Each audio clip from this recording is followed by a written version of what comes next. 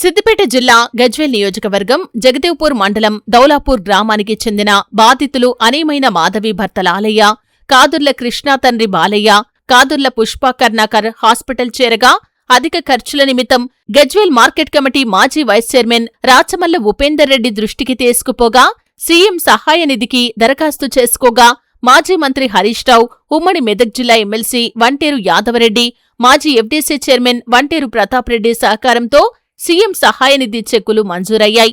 లబ్ధిదారులకు Gajwel market committee మాజీ vice chairman Rachamalla Upender Reddy చేతుల మీదుగా అందజేశారు.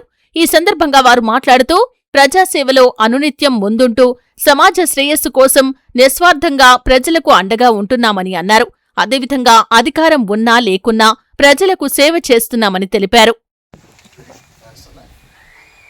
ఈరోజు దౌలాపూర్ గ్రామంలో ముఖ్యమంత్రి సహాయ నిధి చెక్కుల కింద సుమారు 3 లబ్ధిదారులకు 1 లక్ష రూపాయల వరకు పంపిణీ చేయడం జరిగింది.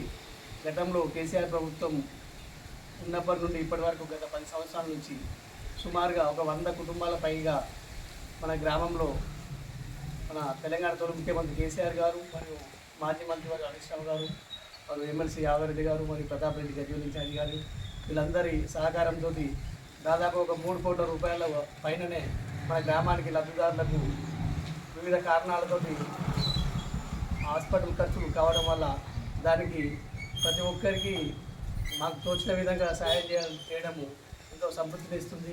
ముఖ్యంగా పదవులు ఉన్న అధికారంలో లేకున్నా ప్రతినిత్యం ప్రజలకు సేవ చేయడం అంటే అది మనం ఏదో విధంగా భగవంతుని రూపంలో మానవ సేవే మాధవ సేవ అంటారు.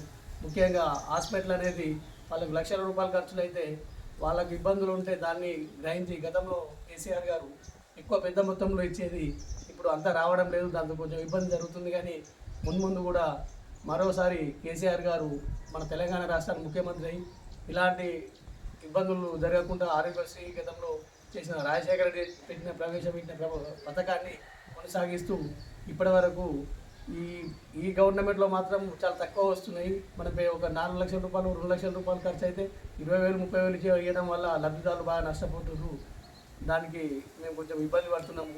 కానీ గ్రామంలో ఎవరికి ఏ సమస్య వచ్చినా మా వంతు సహాయంగా మేము మాకు తోచిన విధంగా చేయడం జరుగుతుంది. దీనికి మా గ్రామ బీఆర్ఎస్ పార్టీ కార్యకర్తలు అందరూ వెన్నుదన్నుగా నిలబడి అందరి సహాయ సహకారాలతోటి లబ్ధిదారులకు సాయం చేయడం జరుగుతుంది.